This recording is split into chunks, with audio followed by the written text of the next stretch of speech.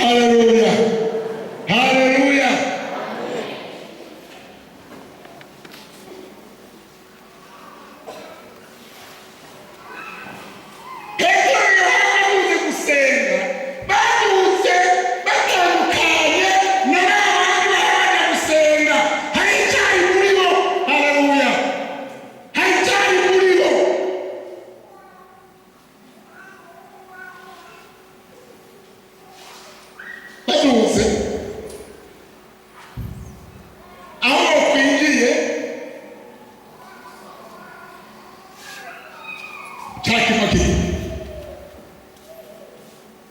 Yohana kirarengana kitecyahindukira Imana ishimwe. Haleluya. Ahindukiye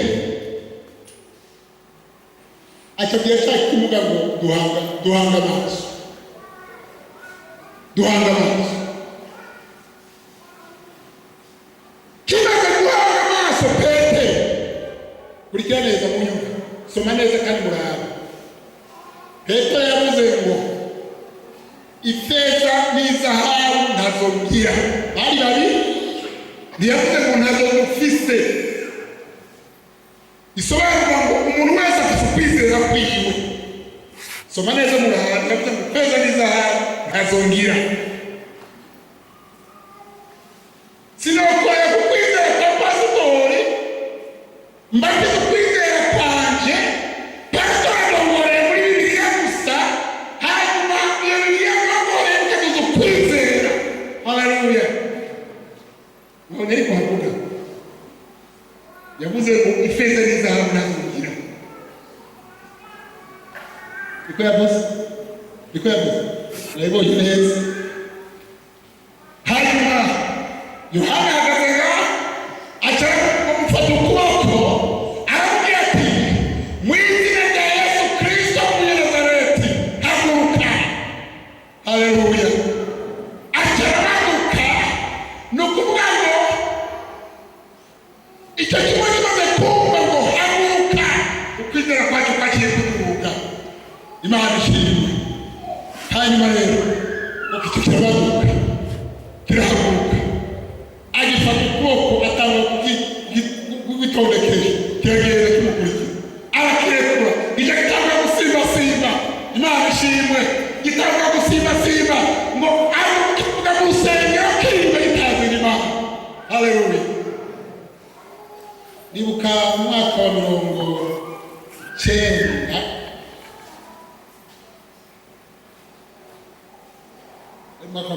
1992 nanagiye ahantu itembo hariya ikizuka. Hanyuma ndasigura numva ubushobozi bw'Imana buramanutse. Numva ni ukuvuga numva ndahandi hantu hari umutama. Iyo mutama ahageze hamagara mbona umutama yaje n'agakoni ameze gutya. Mugabo nkamwitegereza nkabona ndashaje. Zana agakoni n'imbere y'abakozi b'Imana nk'uku nanjye ndahagaze. Numva muhembu yarambwiye ngo uyu mutama yamugajurira. Mbega murazi ko ari igihe ijyanye mugazurira ibyo murabyemera? Numva ijwi rimbwiye ngo mubwire yatu. Ijwi ryongera yagaruka. Ijwi ry'Imana gitangaza ryongera yagaruka ngo mubwire ngo akora wari itabi rimwe ry'amababi kuzuye umufuko wiwe. Aho rero byarangiye no kuvuga.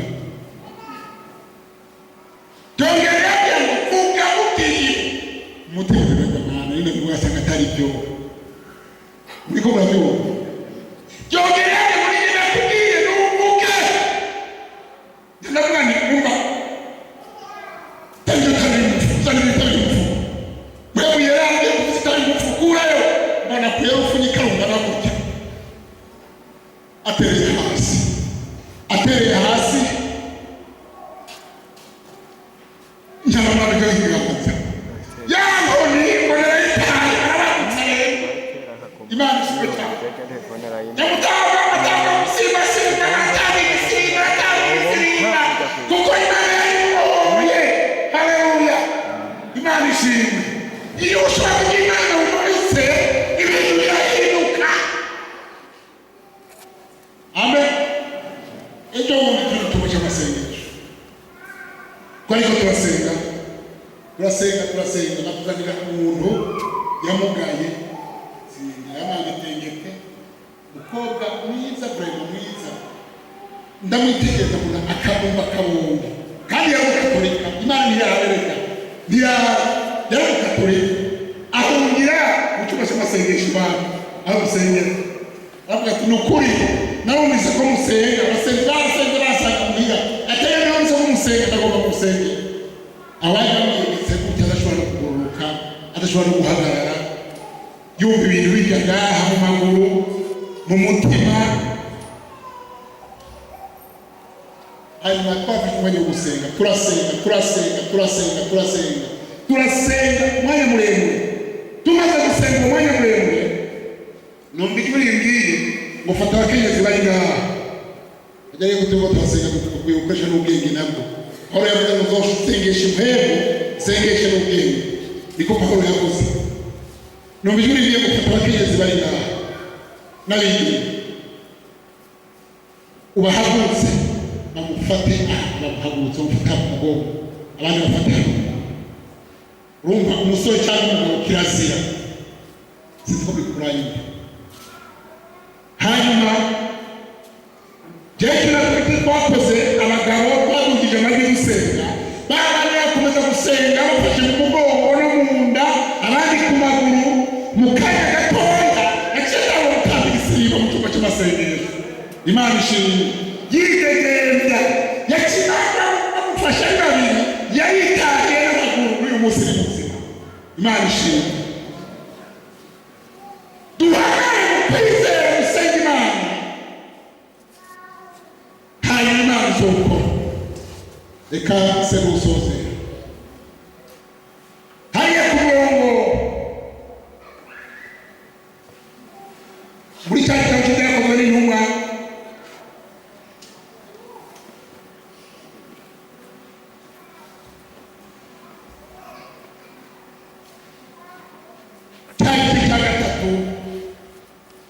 ku murongo wa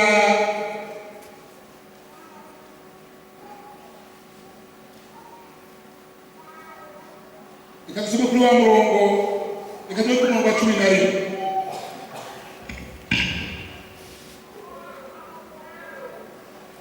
agifashe Petero na Yohana abantu bose bariruka baja aho bari bakorera kwibaraza ryitwa rya Salomo batangaye cyane. Petero abibonye abaza abantu ati yemwe bagabo ba Isirayeli ati niki gitumye mutangazwa n'ibi mukuduhanga amaso muduhangiye amaso iki nkaho ubushobozi bwacu cyane ukubaha Imana kwacu ari byo byaduhaye kumugendesha. Imana ya Abrahamu Isaka na Yakobo ariyo Mana yabasogokuruza yashirije umushumba wayo Yesu umwe mwatanze mukamwihakanira mu maso ya Pilato amaze guca urubanza rwo kumwekura. Ariko mweho mwihakana Uwera kandi umugororotsi musaba ko bakurira umwicanyi. Reka tugende twanditse ukumvirize wa mukuru w'ubugingo muramwica ariko Imana imuzura mu bapfuye natwe turyabona byo gushingira intahe ibyo kandi uwo mubona kandi muzi kuko yizeye izina ry'uwo iryo zina ryamuhaye inkomezi mbere kwizera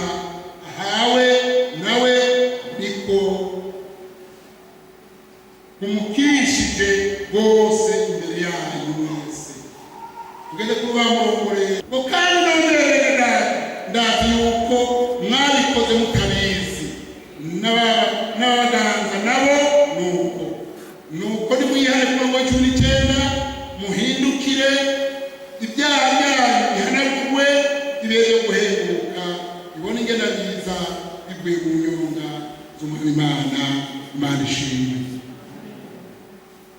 Ngoma sozerere ngaho Petero arandika aravuga abantu bakoranye bamaze kubona igitangaza kibaye abantu barakorana. Yesu ashimwe.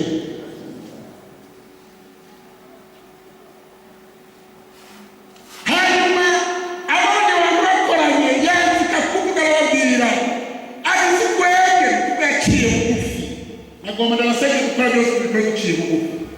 Imana ishimwe.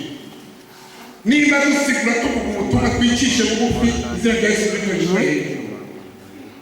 Niba turi tubahe Imana abayihabwa icyubahiro hanyuma nayo izokomeza kutuduza. Imana ishimwe.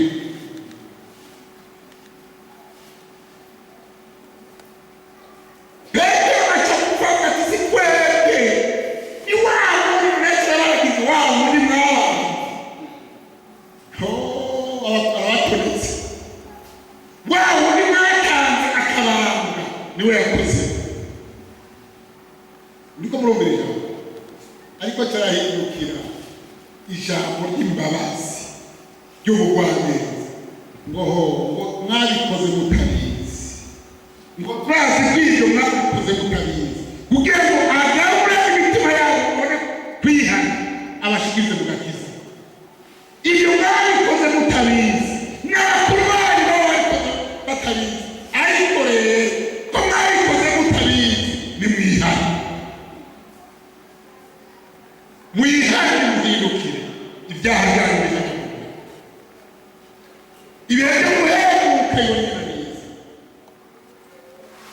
Mbega abantu bariha ibihingwa mu buhinzi abantu barenga 1000 mu gikoresho Petero cya mbere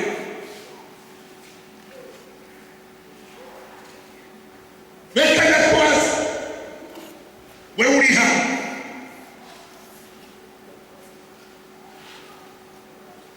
abamaze kwakira Yesu Kristo nk'umwami n'umukiza tarika amaboko turahaba. Abamaze kwakira Yesu Kristo nk'umwami n'umukiza tarika amaboko. Yesu abahezagire.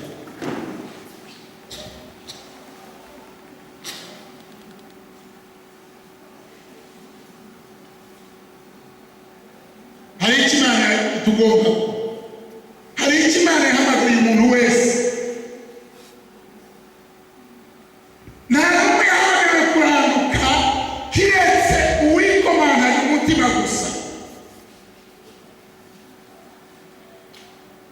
mbarere hari ibyaha mukuru utabizi. Nicyo cyazanye Yesu Kristo kugira ngo akubohore. Amen. Yesu Kristo n'umutabazi yaje kugira ngo mutabare ahorewe egaramwesha ahorewe mu byaha. Yesu yaje kugira ngo mutabare agukure muri izo ngorane hanyuma witegeye.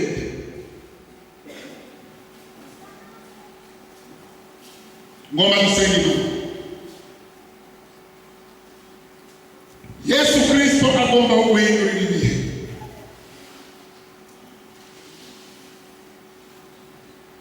Yesu Kristo agomba guhindura izina.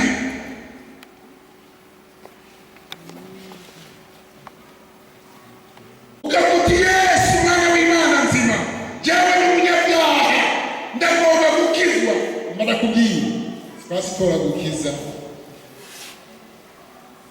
Si jyewe ndagukiza. Abakozi b'Imana barasenga gusa hanyuma Yesu agukiza. Amen.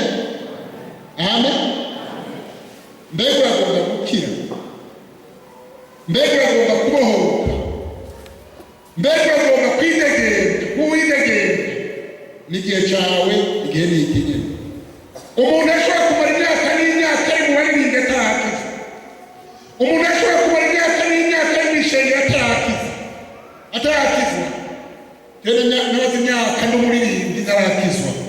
navukiye mu ishengero kandi ndi umuririmbyi kuva muri Sunday school nakijwe mu mwaka wa 80. uragomba ko Yesu agukiza. Yesu yagiretse uyu munsi ndamushingira intaha. Ibikorwa bizogushika mu bwami bw'Imana, ikizogushika mu bwami bw'Imana nuko wihanye ugahindukira ugashika ku musaraba. Yesu Kristo akoze ibyaha byawe byose. Imana ibahezagire. Haguruka dusenge Imana.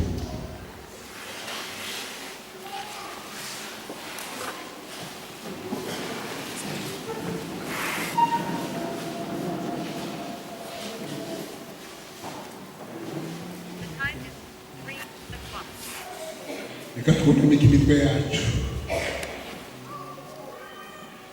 Twunamike imitwe yacu dusenga Imana. Ngomba tugusengere muri uyu mwanya. Uvuga uti ndagomba kuwitegembya, ndagomba kuva mu cyaha kimboshe, hanyuma mbohorwe n'amaraso ya Kristo. Ndagomba gusengerwa kugira ngo umukozi yitegembya mu buryo bw'impwemu. Uyo muntu avuga ati ndagomba gusengerwa, hari icyaha ngomba kureka, hari icyaha cyakunaniye ugomba kureka, guhera ko kwihana twarabyumvise byo no guhera, guhindukira ukabazwa n'icyaha twarabyumvise. Wowe uti ndagomba kwatura icyaha imbere y'Imana, imbere y'abakozi b'Imana basengere. Haguruka mu izina rya Yesu. Wahagurutse tari gukwa hejuru, cyuko kwa hejuru. Yesu aguhezagire, Yesu abahezagire, Yesu abahezagire, Yesu abahezagire. Yesu kubiza amaboko yanyu hejuru, kubiza amaboko yanyu hejuru. Nyaruka hano imbere, muhagarare hano imbere. Ingowe ugomba kwitegembya, kuba ukwiye gusengerwa kugira ngo icyo cyaha cyakunaniye guhera. Abakozi b'Imana bagusengere witegembye ngo hano ingo. Ntutinye, watetse ukuboko n'umuze, ntutinye. Imana irahari, turi imbere y'Imana, turi imbere y'ubwiza bw'Imana. Hagarara ntacyo, hagarara ntacyo, hagarara, hagarara ngaha. Imana ni igisubizo cyo kubohora. Ijambo ryerekeye kwihana, ryerekeye kwihana. Twumvise kuko Imana niyo yandika abari bamuwe ubwiza na Satani. Imana yongera kubambika, nayo Imana igomba kongera kubwiza uyu munsi kugira ngo hari icyaha, hari ubwiza bw'Imana. Abamuboshwe bongera ubuhoke witegembye, ugende ku mwana w'Imana, ugende ko intore yabere n'ibyo ijambo ry'Imana rivuga. Reka se abakozi b'Imana bazihane muze ngomba gusabe wowe wantumye batadoze cyumba basenge. Ngomba maze gusabe sura mwisengesho, sura mwisengesho. Isenge muri bokwa ari bokwa wereka Imana isora ko ndacyoshwe Imana. Wewe yaje utari kwa uvuga aho kure sora ngo ndacyoshwe Imana tari bokwa kwawe, tari bokwa kwawe ngo usure mwisengesho haraza tari bokwa, tari bokwa kukutumani Yesu, mwani Yesu ndani mbele yako. Ngiri imbabazi ibyo nagendemo byose n'umyesu ntungane, nisite mu maso yawe, nisite mu mbabazi zawe, mbabazi Satani n'ibikorwa byiwe byose. Ese ubugingo bwaje mwebwiyera ugacana, mwebwiyera kandi umutima waje kugira ngo mure ugendana nawe, nitegere muri wowe. Amen. Sawa, akoze. Uri Imana y'icyubahiro, ibihe byose Mana yacu wama uri kurabyura abakozi bawe, ukababyura mu itondo ngo byuka uze mu mirimo, uze mu gikorwa wahamagariye abakozi bawe. None rero Mana uri mu ijuru, kuri uyu mwanya mwiza, kuri umuhinga mwiza, Mana yacu ukora ibitangaza